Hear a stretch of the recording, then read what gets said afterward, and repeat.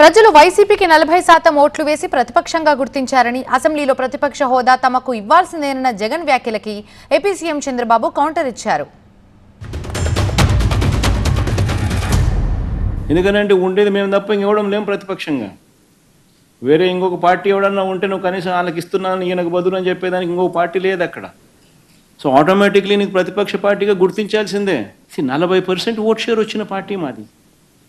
నీకు నచ్చినా నచ్చకపోయినా 40% ఓట్లు వేసి ప్రజలు మాకు ప్రతిపక్ష హోదా ఇచ్చినారు. సో ప్రతిపక్ష హోదా ఇచ్చిన తర్వాత నువ్వు ప్రతిపక్ష హోదా నువ్వు ఇవ్వనని చెప్పి నువ్వు అండమే ఆశ్చర్యం. 10% సీట్లు గెలిస్తే ఆ గెలిచిన పార్టీకి ప్రతిపక్ష హోదా వస్తుంది.